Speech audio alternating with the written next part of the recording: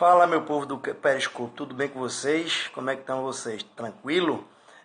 Hoje eu estou aqui na delegacia de polícia, né? O dia bem corrido e não vou nem ter tempo de almoçar. E para não passar em branco mais uma vez, vamos voltar com nossas dicas, né, pontuais sobre direito penal, temas bem relevantes. Para quem está chegando agora, para você que está me acompanhando, começou a acompanhar recentemente, para quem está caindo aí de paraquedas, né? E para quem não me conhece, meu nome é Paulo Furtado, né? Sou delegado de polícia aqui de Pernambuco, sou professor de Direito Penal e lancei esse projeto pelo Periscope ao vivo, chamado Direito Penal Direto ao Ponto, ou seja, são dicas pontuais para a sua prova de concurso público, bem como para exame de ordem, que você venha a realizar posteriormente aí. Então, pessoal, para quem está chegando agora, Direito Penal Direto ao Ponto. Hoje vamos tratar de um tema, né, um tema até que é um tema rápido, e de acordo também da hora, eu estou meio corrido hoje, né, eu não vou ter nem intervalo para almoço, tá? A gente está na corrida danada aqui na delegacia.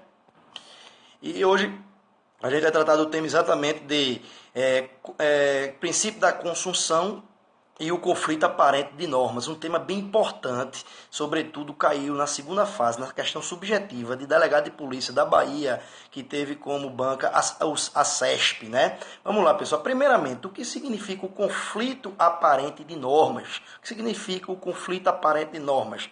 Veja bem, para o direito penal não deve existir conflito entre normas jurídicas. O que ocorre na realidade é uma aparente conflitância entre normas penais jurídicas, ou seja, algumas vezes um indivíduo pratica uma conduta tida como criminosa, né, que aparentemente esta conduta ela violou dois ou mais tipos penais. Então ela praticou uma conduta e que aparentemente violou dois ou mais tipos penais. Mas como vocês sabem, pelo princípio do non bis idem, né, princípio do non bis idem,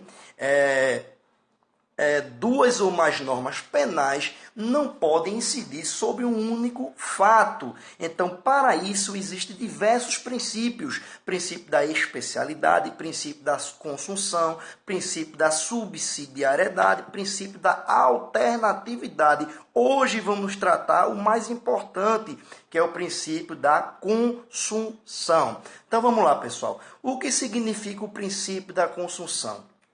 Eu, mesmo na minha faculdade, aprendi aquela velha regrinha. O princípio da consunção é aquele que o crime fim absolve o crime meio, né? O crime fim absolve o crime meio. Aí o professor fazia aquele desenhozinho, o peixe grande engole o peixe pequeno.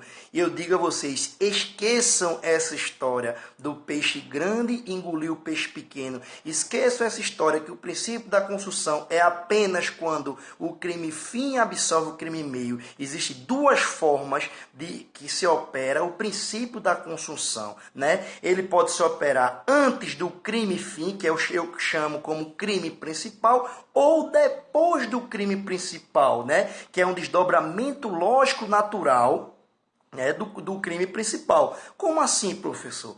Vamos dar um exemplo.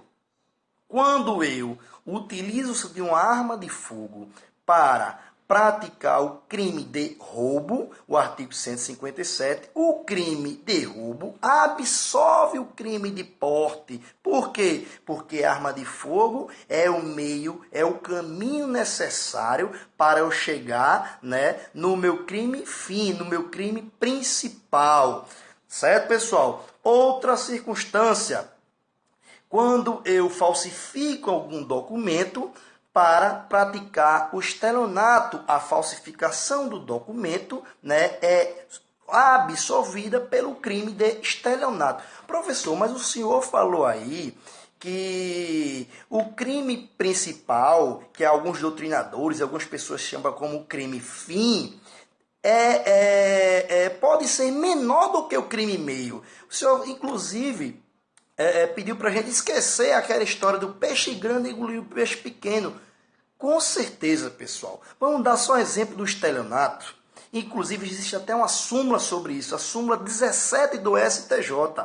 Vamos lá. Eu falsifico um documento público, né? Falsificação de documento público.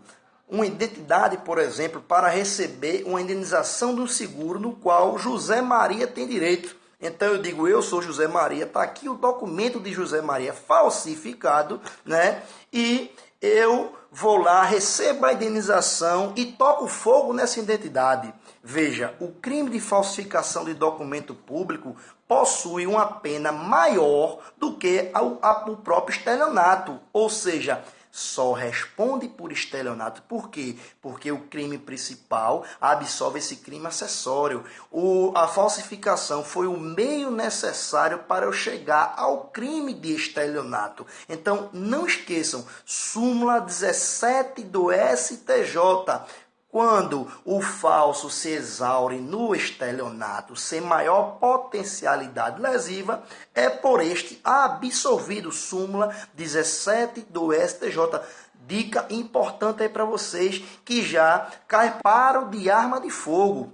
Ou seja, quando a pessoa dispara arma de fogo em local público habitado, por exemplo, sem o intuito de praticar outro crime, a pena deste fato aí do artigo 15 é 2 a 4 anos, uma pena pesada. Pergunto a vocês, qual a pena da lesão corporal leve?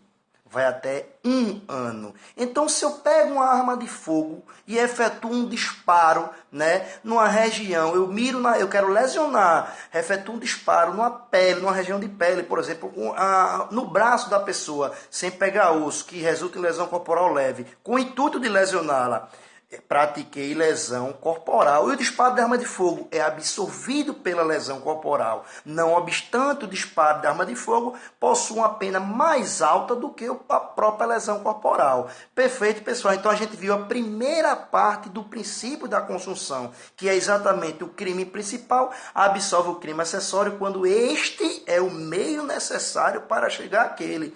Mas o princípio da consunção, ele também opera após o crime principal. Como assim?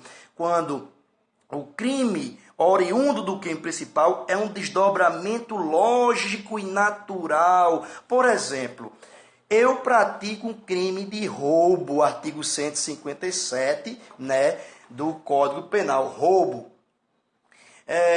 Após praticar o crime de roubo, eu subtraí, por exemplo, 10 notebooks. Eu pego esses notebooks que eu subtraí e vou comercializá-los. Se vocês forem observar o artigo 180, parágrafo 1º, que trata sobre a receptação qualificada, quando é praticado mediante comércio, né, para atividades comerciais, está lá, comercializar produto de crime. Pessoal, eu vou responder por roubo e por receptação? Não. Qual a justificativa? Princípio da consunção. Princípio da consunção. Por que princípio da consunção? A receptação, entre aspas, é um desdobramento natural já inserido no crime de roubo, quando ele fala subtrair coisa alheia móvel para si ou para outrem, mediante violência ou grave ameaça, ou após, por qualquer meio, reduzida a capacidade de resistência da vítima, para si ou para outrem. A lei vai exigir que o cara passe o produto para outra gratuitamente? Não. Eu posso roubar, tá errado, é crime, né? E vender o produto do roubo, mas eu não posso responder pela receptação também. Mesma coisa, pessoal, no incêndio, isso caiu na prova, se vocês forem observar aí, caiu na prova subjetiva de delegado de polícia da Bahia, em 2013, salvo engano. Perguntava o seguinte: fulano, com o intuito de causar incêndio no escritório de Beltrano, mais ou menos isso, ateia fogo, causando dano e perigo à integridade física e à saúde de outrem. Aí pergunta, observa a vida de outrem, está é absolvido pelo princípio da consunção. Faz parte do desdobramento lógico do crime de incêndio. Muita gente errou uma questão fácil dessa. Qual era a resposta? Responde apenas pelo crime de incêndio, pois o dano e o perigo à vida e à saúde de outro está incutido no tipo penal, é uma elementar do tipo penal do crime de incêndio. Assim, o princípio da consunção, né, irá absorver os crimes, entre aspas, decorrentes da conduta principal. Então, vamos lá, resumo da obra. Princípio da consunção, ele pode ocorrer tanto quando o crime fim absorve o crime meio, quando este meio é o caminho necessário para eu chegar ao meu intento, mas também quando o crime principal absorve os outros crimes decorrentes da conduta principal. Certo, pessoal? Então, fica essa dica aí para vocês, importantíssima. Caiu na segunda fase de delegado de polícia, CESP, né, do delegado de polícia da Bahia. Então, hoje ou amanhã, voltaremos com novas dicas importantes para vocês. E não esqueçam aí da súmula 17 do STJ, quando